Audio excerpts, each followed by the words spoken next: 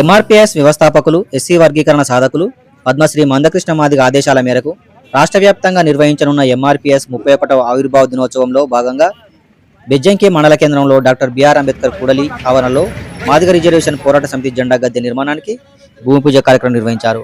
ఈ సందర్భంగా ఎంఆర్పీఎస్ మండల అధ్యక్షులు వడ్డూరు పరశురాములు మాట్లాడుతూ బెజ్జంకి మండల కేంద్రంలో మందకృష్ణ మాదిగ గారు వచ్చే నెల జూలై 7న ఎంఆర్పీఎస్ ఆవిర్భావ దినోత్సవాన్ని పురస్కరించుకొని రాష్ట్ర వ్యాప్తంగా అన్ని జిల్లా, మండల, గ్రామ శాఖలలో ఎంఆర్పీఎస్ జెండా ఆవిష్కరణ చేయాలి.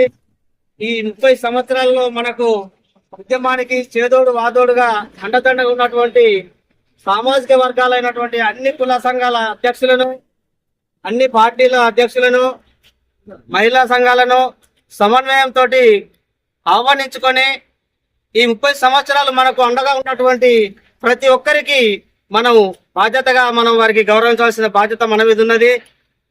ఎంఆర్పీఎస్ ఉద్భవించినప్పటి నుండి ఎన్నో కార్యక్రమాలు చేసి పోరాటం చేసుకుని ఎన్నో మనం విజయాలు సాధించుకున్న ఘనత ఎస్సీ వర్గీకరణ మొన్న 30 సంవత్సరాల పోరాటంతో ఫలితం వచ్చిందని చెప్పుకోక తప్పది. ఒక ఎస్సీ మాదిగలకే కాకుండా పేదవర్గం సామాజిక వర్గమైనటువంటి ప్రతి పేదవర్గానికి పోరాటము చేసి ఎన్నో అవరోధాలు అందించినట్టు ఘనత మందకృష్ణ మాదిగది మనం చెప్పుకోక తప్పది. కాబట్టి ఈరోజు ఏదైతే మనం గద్దె నిర్మాణం చేసుకోవడానికి భూమి పూజ చేసుకున్నామో ఇలానే అన్ని గ్రామాలలో మండలంలో చేయాలి. మిగతా గ్రామాలు ఎక్కడైతే చేయలేదో ఇప్పటికే నెల రోజుల నుండి ఈ ప్రోగ్రాం నడుస్తుంది.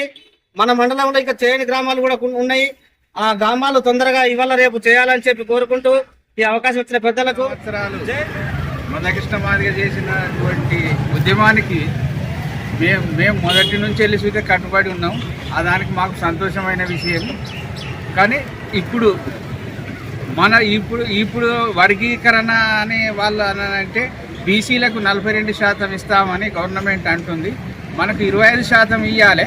అందులో కులాల వారిగా పంచుకోవాలి. కానీ మనం ఈ మాత్రం అందరం ఏకమై మళ్ళీ మనం రిజర్వేషన్ కొరకు పోరాడాలని నా యొక్క కోరిక.